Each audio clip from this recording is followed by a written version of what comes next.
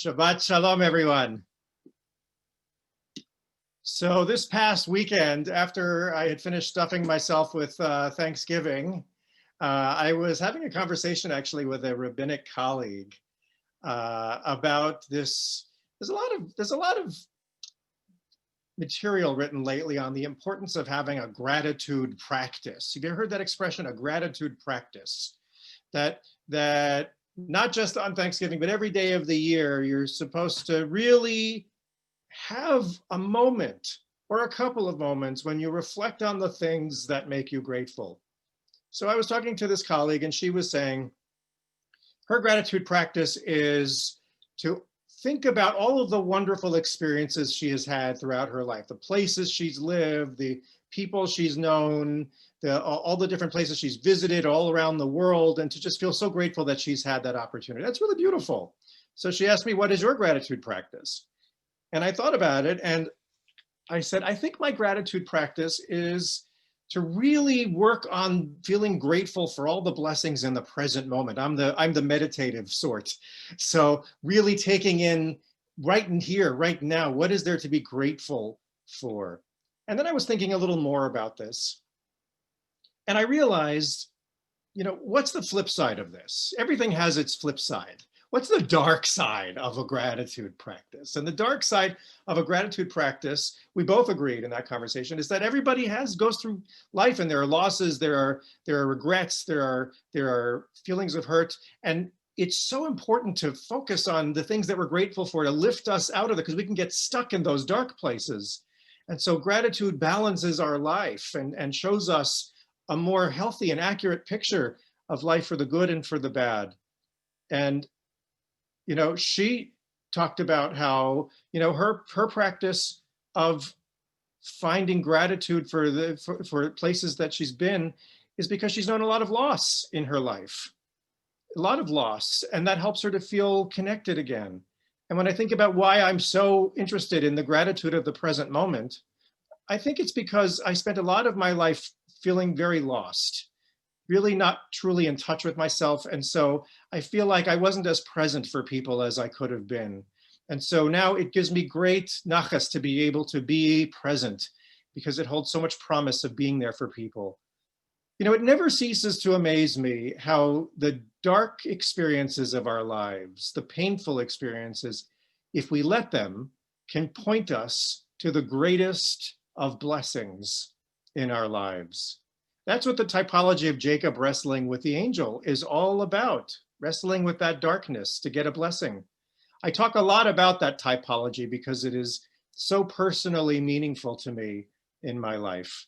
When Jacob wrestles with that angel, which is what happened in this parsha, he finally is allowing that darkness that he has known in his life to be a blessing to him, to teach him that he in fact is worthy of the blessing that he always feared he was unworthy of all his life. And that's why he names that place Peniel, the face of God.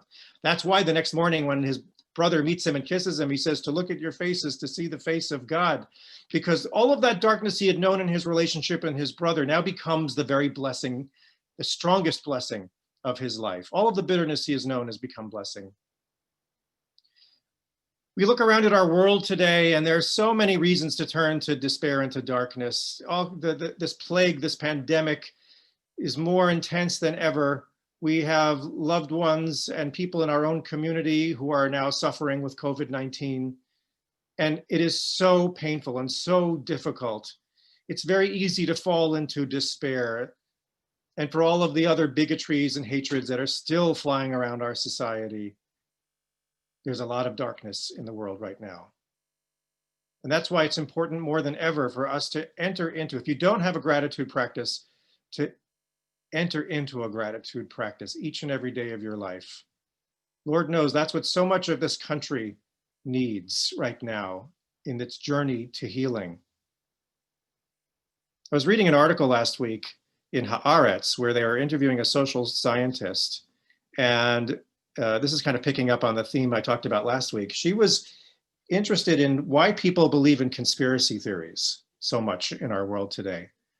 And her job, she says, is not to not to judge them, but to really put herself in their position and to understand how are these folks who are leaping to these conspiracy theories, how are they thinking about their world?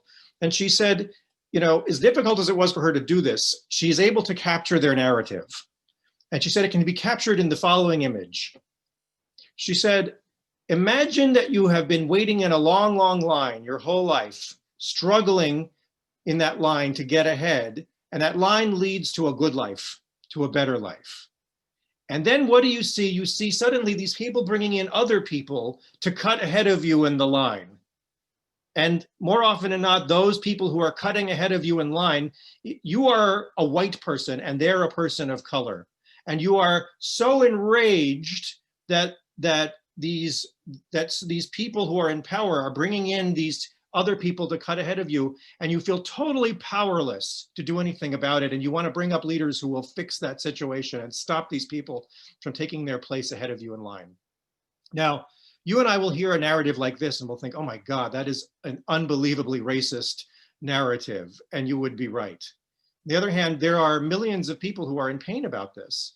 And one of the most difficult things that they have to do, and we have to do, is to reckon with the dark side of these narratives and our narratives. In other words, the people who are believing that story about people cutting ahead of them in line have to reckon with the dark side. They have to wrestle with their dark angel, which is their racism. But at the same time, we also, those of us who don't believe that way, have to reckon with our dark side, which is that there are millions of people in our society from which we are benefiting who are getting left out, who are feeling abandoned and betrayed. And what role do we have to play with that? Now, these people who are believing that they are the victims and powerless, they are just like Jacob, aren't they? They're people who really believe that they don't have the blessing, that they wish they had the blessing, but for some reason they can't get the blessing, and they have to wrestle with that dark angel, as do we. Every time we demonize them and see them as the dark angel, we have to wrestle with them. Do you see how this typology is something that is so important in our time? In the Torah, when it talks about that wrestling match, it says "Vayitavek ish imo," that the brothers wrestled. One with he wasn't his brother; it was his angel. Wrestled with the angel, one with the other. And the Hebrew is lehit avek. Lehit avek means to wrestle. And Rashi and Radak and others point out that the Hebrew word lehit avek is very similar in many ways to the Hebrew word avak with an ayin. Avak means dust. And so they said wrestling is all about kicking up dust. So when Jacob wrestled with the angel, according to Rashi and Radak, they kicked up so much dust that dust went all the way heavenward. This is according to some Hasidic traditions also. Went so far heavenward that dust clouded out the throne of God's glory. And the Sfat Emet teaches on that so long as there is enmity and darkness that is unembraced in the world, then that throne of God's glory cannot shine through. We live in a time, we live in a world where we look out and we immediately see enemies. We see people whom we demonize, and we have good reason to see enemies. And yet, that's clouding out the throne of God's glory. That's the message. That's what Jacob did. He was sensed that he was a victim and he had grievance and he struggled all his life, and the dust he kicked up prevented him from seeing the blessing. Rabbeinu Bachya has another interpretation of that word, lehit avek, to wrestle. He said, it's not avak. He said, it's very etymologically related to the Hebrew word lehitchabek, a chibuk. You know, and Hebrew speakers, what is a chibuk? It's a hug, right? So, you know, how is it that wrestling is hugging? Well, if you actually look at people wrestling, very often it looks a lot like they're hugging each other. But what is he really saying here by making those two words similar? He's teaching something quite profound, that all his life, Jacob saw mistrust and enemies all around him. He kicked up that dust and he was pushing away the blessing his whole life. But on that night, he was lehit chabek. He was wrestling, he was struggling in order to embrace that darkness. He was struggling to hold on to it, despite all the reasons he had to push it away and to despise it and to fear it. His struggle this time was to hold it close. And that he said, literally, I won't let you go until you bless me. And in fact, that's what the darkness did. It blessed him and gave him the name Yisrael. You see the power in these teachings? That's the struggle of our time. The struggle is to embrace those whom we feel are the source of our darkness in the world. That's the hardest struggle you can ever do. That's what Jacob accomplished. Now, I'm not saying that there aren't millions of people in the world who happily live with conspiracy theories and whatnot, who are happily willing to only embrace hatred, and they're not interested in a hug. There are no group hugs for those kind of people. I'm not saying that we can change those people. I'm saying that this is an opportunity for us to wrestle with the dark angel of our lives.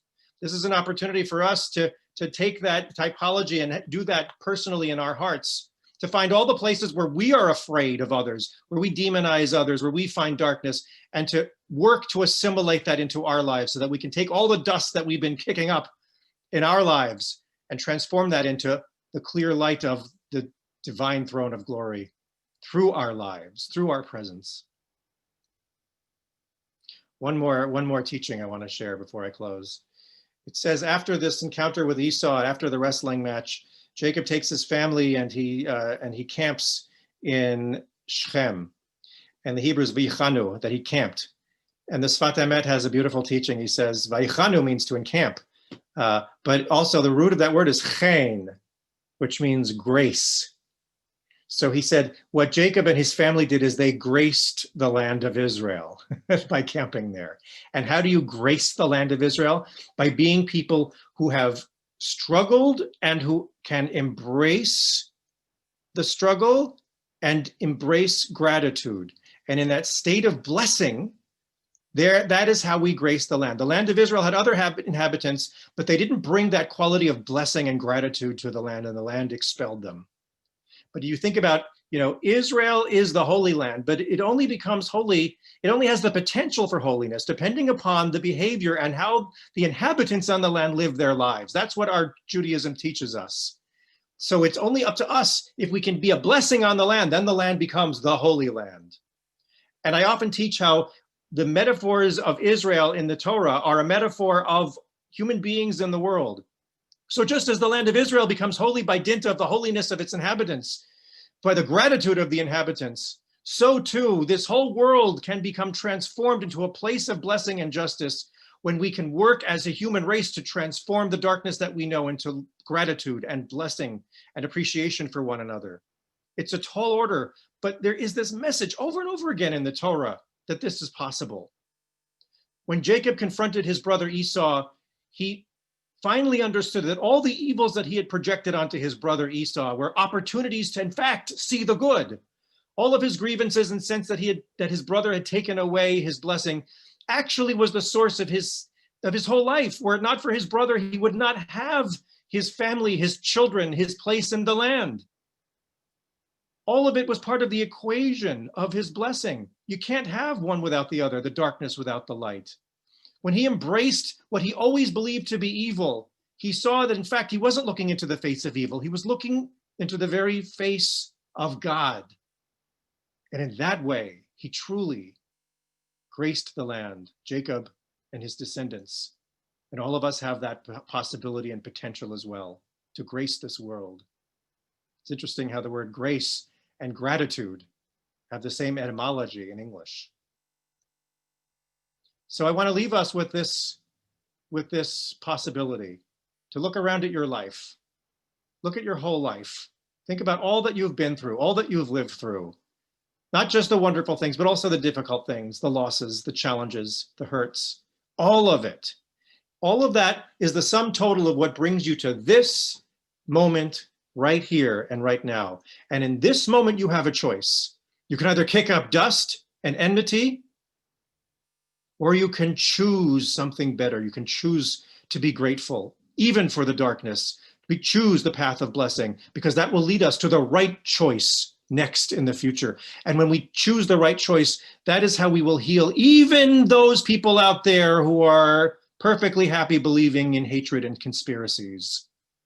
It's up to you to make your right choice in micro right here. It has more power than you can possibly imagine. Everything, the darkness and the light, leads us to this moment. You can't separate the two out. And so may we all together encamp in the land and grace the land with our gratitude and our recognition of life's blessing. May we transform all of the stories of our life, including the dark stories of our life, into stories to be grateful for without them we would not have the blessings of this moment.